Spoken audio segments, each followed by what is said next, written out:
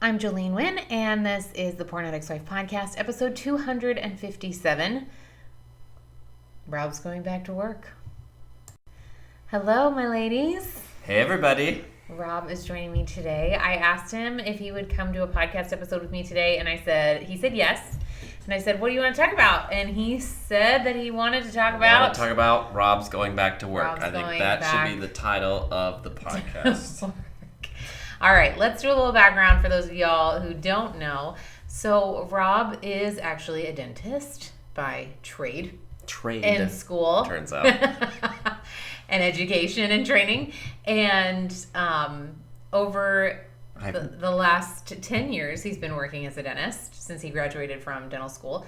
And over the last 10 years, I've been working to not be a dentist at some point. That's correct. I know I probably told you guys this, but when he was in his third year of dental school, and that's when you get on the hands-on part, right? The first 2 years of dental school is all just school, which Rob loves. I do. Rob loves school. Loves school. I love learning. It's very easy for him. He loves it. And so then by year 3 is when you start actually doing the dentistry. He didn't like that so very much. So third year of dental school, it's a lot harder than learning. Comes to me and he says, hey, I don't like this. I don't want to do it. And I said, okay, what's your backup? And he said, well, I don't have one. And I said, okay, well, until you get a backup, how about we keep doing this?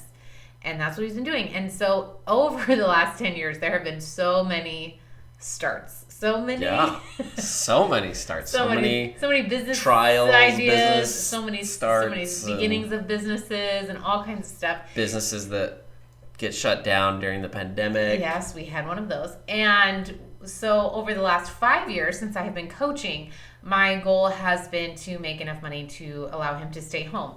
And last year, and I always told him that I just was not ever going to tell him to quit his job. I was never going to do that. But I said, whenever you're ready, I just fully expect you to one day be like, I quit my job today. And that's pretty much what happened. Last January, he said, I feel like I want to quit my job. And even though I financially was not... We were so close. We were close. So close. So close. So close. So close to being able to replace his income. I was very confident, actually. I was like, okay, I have been making... And on our spiritual side, we prayed about it and felt really good about it. And... You did. Oh. Not that I felt wrong about it at all, but I didn't... Jolie's more willing to move forward with... I didn't have the same, experience that you did. Sure. Right? Felt like it was great. Felt like God was like, okay, now's the time. Here's the next step. And I just didn't have that, which is totally fine. And I believed him. And I felt fine about it. Obviously, there were financial concerns. But I also totally trusted that God would take care of us. And you know what? He did. He showed up, ladies, this last year in a way that makes zero sense. Okay? So financially, Rob quit working. He retired from dentistry last June. Last May, the end of May last year. And he has been full-time homeschooling dad since then, and it has been amazing.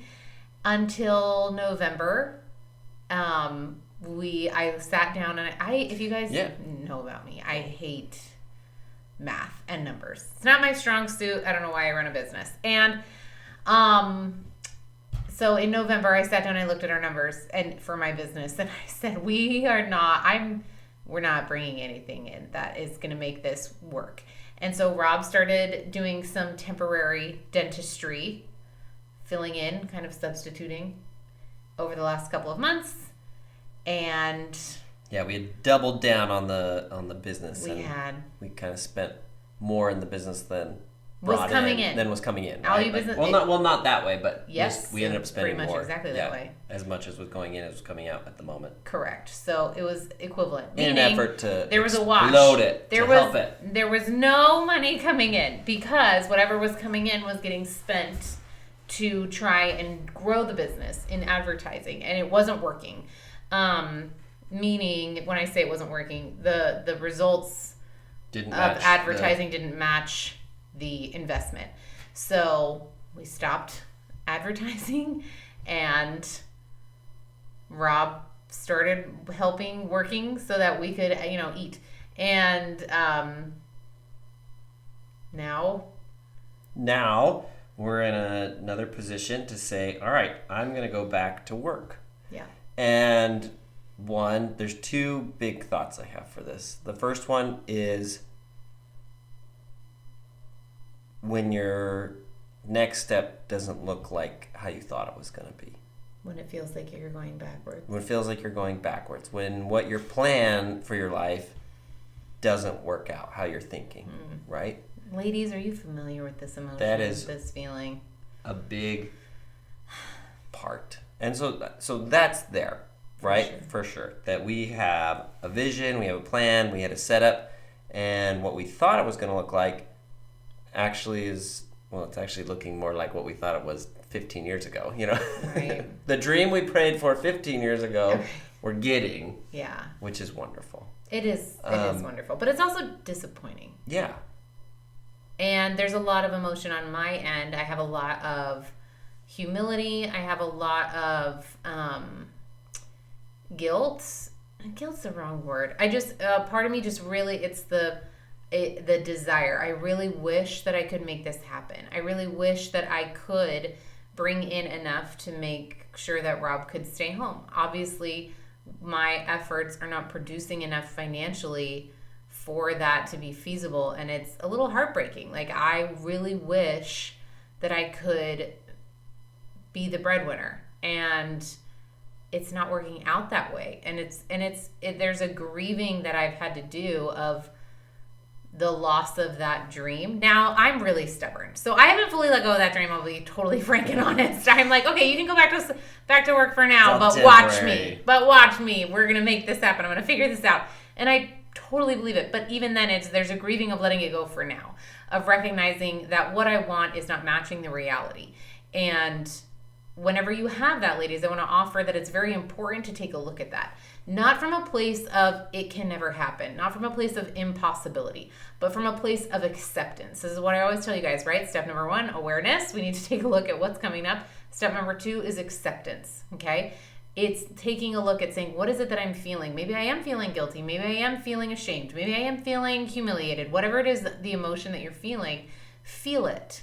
And know that it's totally okay. And it also doesn't mean, especially when we're talking about this particular scenario where you're saying, okay, what I wanted to go after is not matching what I have. It's very important to allow yourself to grieve that and not make it mean that it's not possible for you in the future. So we learned all these tools how long ago? So long ago. So 8 years ago, so 10 years ago. You know, started working on these about 8 years ago. Yeah. And we started applying them to our life, right? To create a life that we wanted. And we have had some fantastic results come out of it by changing our thoughts, changing how we think, changing our relationship, changing our marriage, changing our raising of our kids, changing where we live during that time, changing how we go about. You know, we opened a business together. Yeah. You've worked on this business, like so much growth, personal growth, relational growth, relationship growth.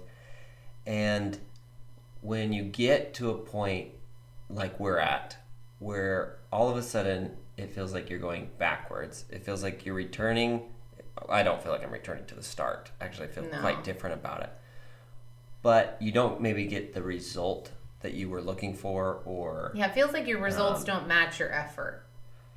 And what the second big point that I wanted to talk about or share is that our lives are so different and so much better because of the emotional tools and the emotional work and the learning that we have both developed with Jolene's coaching, with the thought work. This experience of us trying and working and planning it and doing this whole process and then also going back to work is so different than it would be if we hadn't put in the effort and applied these tools. Like, our lives are so much better. Yeah.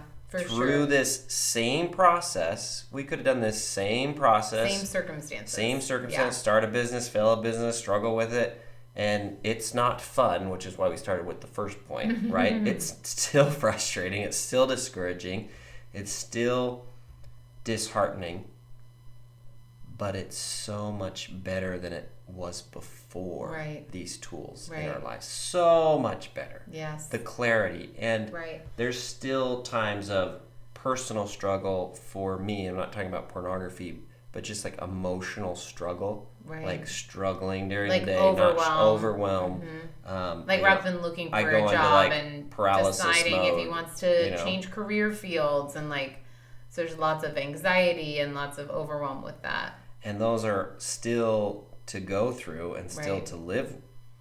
But you have the tools but it's just to do it. And maybe it's a day or 2 days or a weekend or a week that is in that emotional state, but I'm working through it as I go through it. So it's not turning into the 6 months of the worst part of your life, or the year of the worst part of your life, or the decade that never got better. Right, for sure. Because these emotions we can carry around. Right, and never and that's the let emotional go, baggage. and never bring. And that's why they then keep coming up. It's like, even if your circumstance then does shift or change, emotionally you might still be 5 years ago. You're still right? stuck So even in the moment. if circumstantially you have moved on, you've made more money, your husband stopped watching porn, you now have a job, your kids are now in school, whatever it was, like maybe circumstantially things are different. You lost the weight, but emotionally Stress comes with you are a year ago. Yeah. You are living in a 7 years earlier. Or that's what if happens. that circumstances change just a little bit and you gain the 2 pounds, or you get a and demotion everything in salary, or floods you back don't up. get the promotion, it's like all of a sudden it all sours. It's all that's why I was actually back. I saw a reel on this on Instagram. Some marriage guy that I follow, and I don't remember his name. Otherwise, I'd give him credit. But he was talking about this same concept, and he was bringing it in terms of why you keep having the same argument with your wife over and over. And he said, it's like why you always get an argument every single weekend, or why the same thing comes up. He's like, it's like you have weeds in your garden. Well, obviously the best way to get rid of weeds is to pull them out by their root. But that's not the fastest way to do it. So normally what you do is you just like chop it off at the top, at the level. So then it looks like there's no weeds, but eventually those weeds grow back. And that's what happens when you don't deal with the emotional stuff. They're still in there. They're still rooted inside you. That's why they keep popping up. That's why we go in these cycles of having the same problem come back over and over and over emotionally, even if circumstantially things have shifted. And the only way to make it so that they don't keep coming back is to pull them out by their root. Which this is why, let's be honest, okay, this is why I'm not a millionaire. Do you want to know why I'm not a millionaire? Because I'm telling you, hey, come work with me, pay me so much money. I'm the best at what I do. What we're going to do is we're going to go take a look at all the hardest things that you've ever had to deal with, all the stuff you've shoved down that you don't want to look at, that's too painful, that's really hard, all the saddest moments. We're going to work through all of that. And obviously the end result is fantastic because then you don't have it anymore. But nobody wants to go through that. I tell my sister this all the time. I'm like, nobody wants to, they just want to mow the lawn and they don't want to pull the weeds. Nobody wants to pull weeds. Just get the grass shorter. Nobody wants to pull weeds. Okay? Except for Rob did pay my son and daughter a penny. A penny a weed. A penny a weed the other day, and they were so happy they made $1.10 each, even. And I heard all about it. That was so cute. But nobody wants to weed, right? Everybody just wants to. We never do that for our kids. No, we never pay them. This is the family chore. Never pay them, and except for this one time, they were thrilled. I was feeling soft, feeling generous. Mm-hmm. Rob is the softie. Anyway, everybody just wants to cut the grass. Nobody wants to weed. But getting the weeds out is actually what enables you to be happy no matter what you're those ones are the ones that grow up the highest and ruin the effect of the lawn, right? The weed is the one that pops up faster than the grass. It's way taller. It's the eyesore. It is what's ruining the whole experience. See, I'm an old, almost 40-year-old human who cares about his grass and knows his moves. We should do a podcast on how Rob feels about his grass. And then all your husbands can listen to it. I had my children come out and walk the yard with me, and they got into it. It was so fun. They're like, oh, there's weeds there. Oh, this is the Bermuda. Totally off topic tangent. For real. Anyway, That's what happens, is when you don't deal with the emotional stuff, then even if your circumstances shift in a progressive way that you feel like should be moving forward and you feel like you're not, that's why. This is why so many of you, even if your husband stops watching pornography, you don't feel like you're moving forward. In fact, you get kind of angry and bitter about it because you're like, wait a minute, what, are we just supposed to forget that this happened? What, are we just supposed to, move on like it didn't even occur? Like the last 5 years didn't happen? Like the last 25 years didn't happen? And then we get all this bitterness and resentment that sits in there because you're still living 25 years ago. And also, if your husband is still watching pornography, correct, and you're stuck in the frustration and you're stuck in the, my circumstance is not what I want, this helps so much to live healthily emotionally through that experience, because those are difficult, not fun experiences, right? And there is a way to go through that and practice and apply and learn and coach with Jolene with these tools to actually have a way better experience. Not experience, I mean, it's a crummy experience, but it gives you the tools so they don't stay with you. Right. So you can keep living. So you can keep breathing. Living and instead moving. of just going through the motions or just trying to survive. I think that's one of the things that's the saddest, and I know I'm going on a tangent, but I think that's one of the things that's the saddest to me when I hear so many of you who, or so many women who are feeling so stuck in around their husband's pornography problem, is I hear so often is like, I just am using all my energy just to get day to day. I can't imagine putting any energy into coaching or putting any energy into processing this and moving forward. And I get that. But the misunderstanding there is the idea that it takes more energy to work through it. And it actually doesn't. We use so much more energy just trying to survive than we do actually learning how to work through and then live beyond it. Because it takes so much energy to resist and suppress all of that emotion that's trying to come up and to carry it with you. It's like it's just like you're constantly carrying around a rucksack of 50 pounds of emotional weight. And I want to offer that when you learn how to work through that, it's like setting it down. And right now is the resistance is, well, that sounds like so much work to learn how to set it down. And yet it's actually so simple. And when you learn how to do it, there's so much relief that comes that you'll have so much more energy to actually live your life, even if your circumstances don't change. It's a little bit of a tangent. Yeah, but even if more rocks are getting put in your bag every day. Correct. Then you'll learn how. Then you'll know how. It's like, put to other take rocks those in rocks there. I'll out take it and out set now them down instead of just piling up till you collapse. Correct. Absolutely. So. Would you like to share any of your other things that you you've don't learned have to be this stronger than the circumstance. Like sometimes we think we have this mentality like I got to be strong and just carry this burden and hike up this mountain with this rucksack, and it's like that is one way to do it, but it's not required. And as we've learned, there's no T-shirt. No T-shirt that someone hands to you and be like, "You won a medal. Here you go." Nope. Nobody hands you I talked about this on Instagram the other day. Hard way. You can do it. I think I have shared this with you guys before, but it was like one of my favorite things I've ever heard was I heard another coach. She was talking about when she had her first child, and she said it was awful. It was like the most horrible experience. She wanted to do it all natural. For her, it was horrible. She was in so much pain she couldn't even enjoy it, and then it was so painful for her, so traumatic, shall we say, that she didn't want to have another kid for like 6 years. And then her husband was like, look, they finally decided to have another kid. And he'd asked her at the end, after she finally had this baby, the first baby, and said, she did it all natural. And he said, did you get a T-shirt?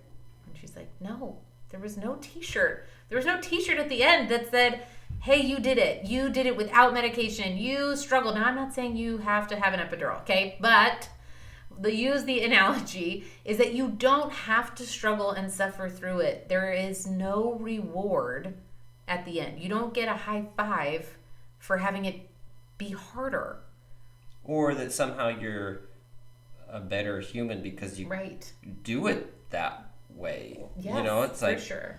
And I don't think most of you guys are doing. I mean, you're listening to this podcast, so obviously you are seeking help, which is amazing. But it can even still be so much easier if you allow it to be. If you allow yourself to receive help. Anyway. It's just a very human thing to do. We all do this. We are like... I had a good example. I was talking... Sorry. No, it's fine. It's a very human thing to do. Yes. Like, we just want to do it by ourselves. We want to do it our way, or we want to take the pride of... like the problem. We have pride in our problems, okay? Let me give you an example, okay? It's like if you have been slaving away all day and you start to work up in your head about like, I'm the only one that does anything in this house. And I'm the only one that does the laundry. And I'm the one that has to pick up after everybody. And I'm the one that has to do all the dishes and all the cleaning and all the everything. And then... Your problem is that you're the only one doing it, right? And so you kind of express this to your husband after he comes in and he's like, okay, well, let me help you. And he starts to load the dishwasher and it just gets even worse because he's doing it totally wrong. So you're just like, no, I don't even need help. I'm just going to do it myself, right? That's what we do, is we refuse help. We refuse the solution to our problem because we actually want the problem. Because there's some pride for having the problem. Do it ourselves. Isn't that crazy? It sounds so backwards when you say it out loud, but it's exactly what we do. There is a human nature of, I can do this, I've got it, I'll figure it out. I should do this. I've got this, I'm strong, I'm capable. I shouldn't need help. I shouldn't be struggling, or I should be past this already. This isn't that big of a deal. This isn't my problem. Yes, all the things, all the responsible sounding things. And it's just us holding on to our problems because of pride. So tell everybody some other things you've learned this year as you haven't been working, or thoughts of that you've had to work through to go back to work, and some emotions, because now you're going back to work, which isn't what you wanted. I've talked about what I had to, my emotions. Sure. Well, I feel like I expressed my 2 points very well. No, it's just challenging. I mean, it takes a lot of it takes some willingness, some humility, right? To do changes, to change plans, to readjust, to not have the circumstance be what you want it to be.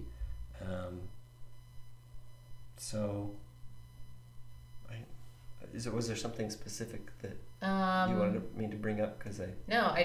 We've had so many conversations of things you've learned. Oh, here's a good question: was there anything that you had to work through? For me, I got this question a lot from several people. It's like, do you resent Rob, or are you having any hard feelings toward Rob not working? Because again, over the last year, we haven't made it. I have not made very much money. Okay, and anything I've made, we've spent trying to grow the business. So the question was, okay, is it hard for you? I got this question. Is it hard for you? Like, are you upset with Rob or angry with him for not working? Because now I had the financial burden or responsibility to be the breadwinner. And the answer was no. I never felt resentful. I never felt bitter. I was very aware that I wanted to be very aware of my thoughts to make sure that didn't creep in. Because that would have been very easy, right? Of like, he's totally capable. He should go back to work and this would be so much easier or whatever. But I never felt that. And I made sure that if I ever had any kind of thoughts that even hinted at that, like I always was very aware of what my thoughts were toward you the whole time, and never had that. So did you have any? No. They can't see you. I know. No, I'm good. That's what I'm trying to tell you. Like we're just moving forward, and I'm going back to work. That's where we're at. And that's where we are. And I want to offer, ladies, is that sometimes your moving forward might not look or feel like it's forward, but I want to offer that in those moments, instead of thinking of it as like going backwards or feeling stuck, that instead you take a moment and think of it as a rebuilding. And this was something that came up with a client of mine last week. She said she felt like her and her husband, their relationship was fragile. And I offered that instead of thinking of it as fragile, think of it as a rebuilding. When you have a building that is no longer working for you, when you're down a path that is no longer headed in the direction that you want to go, then it's time to pivot. Then it's time to rebuild. And sometimes rebuilding requires demolition. It requires completely erasing the plans that you thought that you had and going down to the studs and to the foundation and creating it in a brand new way with a brand new vision. And that's what I want to offer to you, is that no matter what the path looks like that you're on, you decide how you're going to go about being on the path. The thing that I have been working on the most over the last year, and especially over the last few months in 2025, is working on my own mindset of how do I want to show up and who do I want to be and how do I want to think no matter what the circumstance. And that's the whole point, right? The whole point is for us to have a transformation. And sometimes that transformation, we hope, reflects outwardly in a transformation of circumstance or situation. But sometimes it doesn't. Sometimes the only transformation that occurs is inside of us. And if that's the case, then it's totally worth it. So, Rob's going back to work. Yep. Well said. Okay. I love you ladies so much. I hope you guys have a great week, and I'll see you next time. Bye.